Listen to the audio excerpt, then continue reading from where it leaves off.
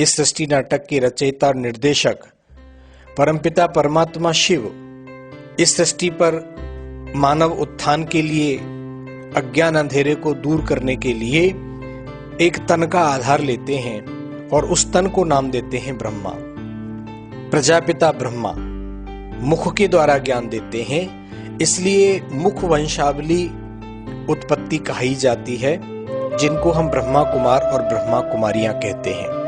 परमात्मा द्वारा दिए गए उस ज्ञान को जो आत्माएं धारण करती हैं, उन सभी को ब्राह्मण कहा जाता है। इसलिए कहा जाता है कि ब्रह्मा के मुख से ब्राह्मणों की उत्पत्ति हुई। तो वे हमारे अलौकिक माता पिता के रूप में हमको मिलते हैं और ज्ञान द्वारा मार्ग प्रदर्शना करते हैं। सभी आत्माओं को मुक्ति और जीवन मुक्ति का ईश्वरीय जन्म सिद्ध अधिकार देते हैं। साथ में प्रजापिता ब्रह्मा के जगदम्बा सरस्वती भी हैं, जिन्हें भक्ति मार्ग में अन्य धर्मों में भी जिनका वर्णन आता है एडम अथवा ईव कहा जाता है।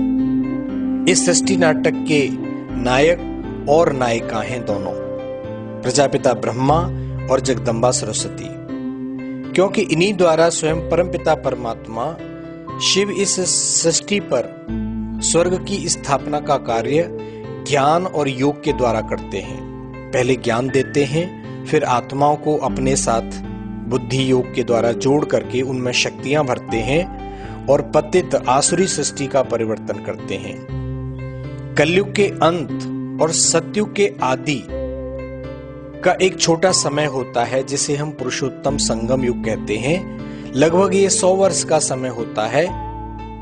भक्ति मार्ग में इसको हम पुरुषोत्तम मास के रूप में मनाते आए हैं। इस समय परमात्मा इस सृष्टि पर अवतरित होते हैं और हम बच्चों को पूरी सृष्टि के आदि मध्य का ज्ञान दे करके हमको दुखों से छुड़ाकर मुक्ति धाम परम धाम में लेके जाते हैं। आप देखेंगे इस चित्र में लिखा गया है, विश्व के इतिहास और भूगोल की पुनरावृत्ति होती है। कलयुग के अंत में परमपिता परमात्मा शिव शंकर रूपी देवताओं के द्वारा सृष्टि का महाविनाश कराते हैं। तब लगभग सभी आत्मा रूपी एक्टर अपने प्यारे देश अर्थात मुक्ति धाम को वापस जाती हैं और पुनः सतयुग के आरंभ से आदि सनातन देवी देवता धर्म की मुख्य मनुष्य आत्माएं इस सृष्टि रंगमंच पर पुनः आना शुरू करती हैं। और फिर 2500 वर्ष के बाद द्वापर युग का आरंभ होता है। अन्य अनेक धर्म स्थापकों द्वारा अनेक धर्म वंशों की स्थापना अपने अपने समय पर होती है। एक निश्चित अनादि पार्ट है जो हर आत्मा परम धाम से आकर के अपना अपना बजाती हैं।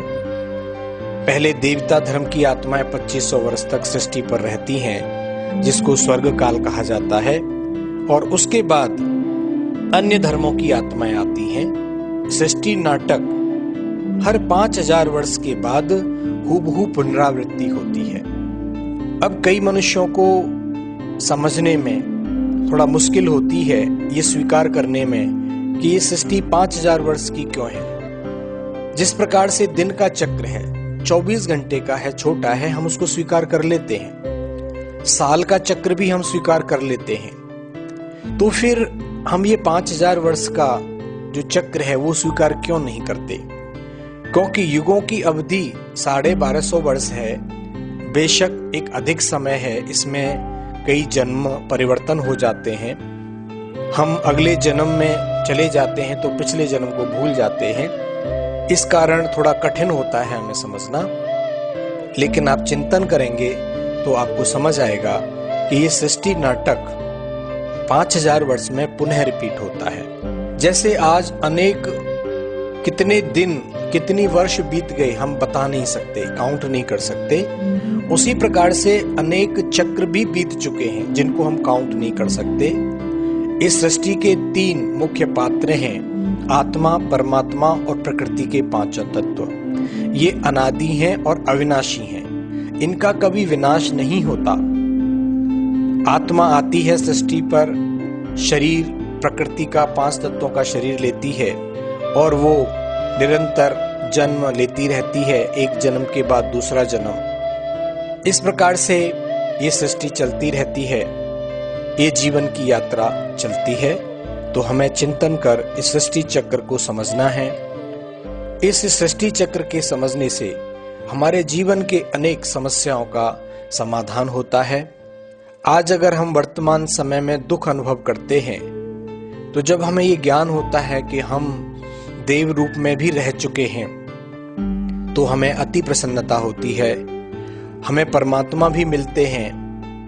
परमात्मा के जो अवतरण की बात कही जाती है कि जब जब धर्म की अति ग्लानि होती है तो भगवान आते हैं, तो वास्तव में वो कलयुग का अंत समय है, जब अति अंधियारा होता है अज्ञान का, और परमात्मा आकर के कलयुग के अंत में ज्ञान देते हैं। उस समय को पुरुषोत्तम संगम युग कहा जाता है, अर्थात पुरुषों में उत्तम बनने का समय, श्रेष्ठ समय। तत्पश्चात सतयुग का पुनः आगमन होता है। उससे पूर्व हम घर जाते हैं, रेस्ट करते हैं और फिर वापस इस सृष्टि पर पार्ट बजाने के लिए आते हैं।